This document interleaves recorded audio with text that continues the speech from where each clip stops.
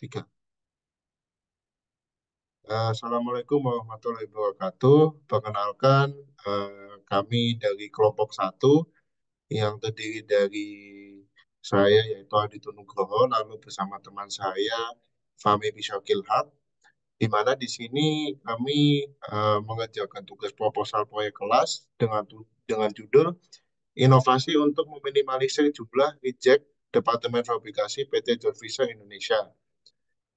Untuk mata kuliah Manajemen Teknologi dan Informasi, dosen pengampu Dr. Insinyur Tatang Taufik MSc EPU. Untuk pokok bahasan pada presentasi kali ini terdapat 5 pokok bahasan. Yang pertama latar belakang, yang kedua rumusan masalah, yang ketiga tujuan dan manfaat, yang keempat dasar teori, yang kelima adalah metodologi. Yang pertama latar belakang. George Fisher Indonesia merupakan perusahaan yang bergerak di bidang manufaktur dan produksi produk-produk pipa, fitting, dan valve yang digunakan dalam berbagai aplikasi industri. Produk-produk tersebut harus memenuhi standar kualitas yang tinggi agar dapat dijual dan digunakan oleh pelanggan. Dengan reputasi global yang dimiliki oleh George Fisher, membuat perusahaan sangat fokus terhadap kualitas. Mereka memprioritaskan kualitas produk dan layanan mereka dengan memastikan bahwa produk mereka memenuhi standar kualitas yang tinggi dan memberikan layanan pelanggan yang baik. Lalu untuk memastikan hal tersebut, pengawasan ketat pada keseluruhan operasional selalu dilakukan termasuk efisiensi pada proses fabrikasi pipa dan fitting. Salah satu parameter untuk memastikan efisiensi proses adalah reject rate, di mana reject rate tersebut adalah persentase barang yang tidak lulus uji kualitas dan harus dibuang atau direparasi ulang. Dengan nilai reject rate yang tinggi, artinya perusahaan tersebut atau manufaktur tersebut banyak memiliki produk yang tidak lulus uji sehingga biaya produksi menjadi tidak efisien. Oleh karena itu, inovasi untuk meminimalisir reject rate ini perlu dilakukan. Di mana untuk kasus Jet Fisher Indonesia ini, salah satu produk fitting yang menjadi prioritas adalah Sweetband dan Stafflank, di mana dua produk tersebut menjadi prioritas efisiensi dikarenakan pada tahun 2021 penyumbang reject paling besar berasal dari dua produk tersebut. Dua, rumusan masalah. Yang pertama, bagaimana bisnis model digunakan oleh George Fisher untuk bersaing dengan para pesaing. Yang kedua, bagaimana George Fisher mempertahankan kualitas proses produksi. Yang ketiga, bagaimana pengembangan inovasi yang diperlukan George Fisher untuk minimalkan reject rates. Yang ketiga, tujuan dan manfaat. Untuk tujuan dari penelitian ini terdapat 3, yaitu yang pertama, dapat mengidentifikasi bisnis model dari PT George Fisher Indonesia. Yang kedua, dapat menganalisa bagaimana PT George Fisher Indonesia mempertahankan kualitas proses produksi. Yang ketiga, dapat menganalisis inovasi yang tepat bagi PT George Fisher Indonesia untuk meminimalisir reject rates.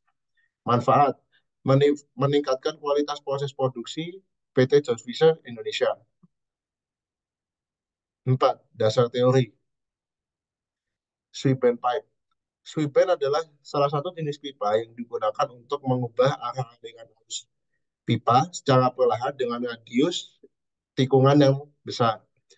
Fitting ini pada umumnya digunakan untuk mengurangi tekanan dan kecepatan aliran fluida yang mengalir dalam pipa, serta untuk meminimalkan turbulensi dan kebisingan yang disebabkan oleh aliran fluida. Dengan radius yang besar, menghasilkan perubahan arah aliran secara gradual sehingga benturan dengan pipa relatif kecil. Lalu yang kedua, the staff length. Staff length memiliki gunaan untuk menyambungkan satu pipa terhadap pipa lain menggunakan prinsip sambungan mekanik dengan bantuan backing ring untuk mengaitkan satu sama lain. Dengan bisa mengacu pada gambar di sini terdapat backing ring, lalu yang tengah adalah staff length, lalu yang ketiga adalah gambar secara dimensinya seperti itu. Untuk selanjutnya akan dijelaskan oleh teman saya, Fahmi. Ya, untuk selanjutnya, dasar teori selanjutnya adalah BMC, yaitu Business Model Canvas. Nah, menurut Faradillah dan Taufik, Business Model Canvas merupakan sebuah kerangka kerja yang menggambarkan model bisnis secara visual daripada kanvas lukisan, yang memudahkan pemahaman dan pembelajaran. Model ini dapat digunakan untuk menguraikan, memvisualisasi, mengevaluasi, dan mengubah model bisnis agar dapat mencapai kinerja yang lebih optimal dan berlaku untuk berbagai sektor bisnis. Penggunaan BMC sangat membantu dalam mempercepat proses analisis, kekuatan, dan kelemahan bisnis.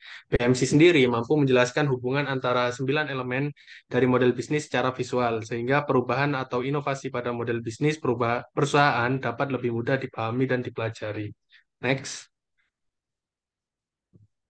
Ya, ini ada 9 elemen dari bisnis model Canvas berdasarkan Faradila dan Taufik, yaitu value proposition, customer segment, channels, customer relationship, key activities, key resource, key partnership, revenue stream, dan cost structure. Lalu kemudian ada lean manufacturing. Nah, lean manufacturing adalah metodologi yang bertujuan untuk meningkatkan produktivitas di dalam organisasi dan meminimalkan pemborosan. Tujuannya adalah untuk mengoptimalkan sumber daya seperti waktu produksi dan tenaga kerja serta mengembangkan proses yang sangat efisien berdasarkan Kaneko-Orbegozo tahun 2019. Next. Nah, selanjutnya ada dasar teori mengenai PDCA. Nah, di dalam Lean Manufacturing sendiri terdapat pendekatan yang cukup populer dalam manajemen, yaitu dalam manajemen kualitas, yaitu PDCA. Menurut Isnia DKK pada tahun 2020, PDCA adalah pendekatan manajemen kualitas yang digunakan untuk perbaikan secara berkelanjutan di industri layanan maupun manufaktur. Ini melibatkan proses 4 langkah yang disebut Plan, Do, Check, and Action yang diulang secara melingkar. PDCA adalah alat perbaikan terus-menerus yang sering digunakan di sektor layanan dan manufaktur. Next. Nah, selanjutnya ada fishbone diagram. Nah, di sini menurut Georg dan Nadia tahun 2010, diagram tulang ikan atau bisa disebut sebagai Ishikawa adalah alat untuk mengidentifikasi akar penyebab masalah kualitas. Alat ini dinamakan berdasarkan nama Kaoru Ishikawa, seorang ahli statistik kontrol kualitas asal Jepang. Nah, di sini ada gambar fishbone-nya yang melibatkan 6 komponen, yaitu measurement, method, personel, environment, machine, dan materials. Next. Lalu kemudian metodologi. Nah, di sini ada alur penelitian di mana ada flow di sini, yaitu dari mulai studi literatur, perancangan penelitian, pengumpulan data, pengolahan data, analisis data, dan kesimpulan dan saran, dan lalu selesai. Next. Kemudian ada studi literatur. Pada tahap studi literatur ini dilakukan studi beberapa topik seperti company overview, lean manufacturing, business model canvas, dan fittings HDPE. Next. Nah, lalu pada perancangan penelitian, setelah mendapatkan referensi dari studi literatur, dilakukan perancangan penelitian, di mana perancangan ini akan menghasilkan workflow yang harus dilakukan untuk mencapai tujuan penelitian. Next. Kemudian ada pengumpulan data. Nah, pada tahap pengumpulan data, peneliti akan mengumpulkan data yang diperlukan untuk menunjang penelitian yang dilakukan, sehingga nantinya akan didapat hasil yang sesuai dengan keadaan di lapangan. Next. Lalu pengolahan data. Nah, pada tahap pengolahan data, peneliti akan mengolah data yang sudah didapatkan sesuai dengan kebutuhan yang dibutuhkan untuk penelitian tersebut. Next. Lalu kemudian analisis data. Nah, pada tahap ini peneliti akan menganalisa data yang telah diolah untuk kemudian dapat dijadikan acuan untuk mendapat tujuan penelitian. Next. Kemudian kesimpulan dan saran. Nah, setelah melakukan analisis data, peneliti dapat menarik kesimpulan sesuai data yang didapat. Pun peneliti dapat memberikan saran untuk pembaca maupun untuk pihak terkait untuk melakukan hal tertentu untuk menyempurnakan penelitian tersebut di kemudian hari. Next. Nah, ini berikut adalah daftar pustaka dari proposal proyek kelas ini, di mana kami menggunakan 5 referensi di sini. Next. Nah, sekian terima kasih. Wassalamualaikum warahmatullahi wabarakatuh.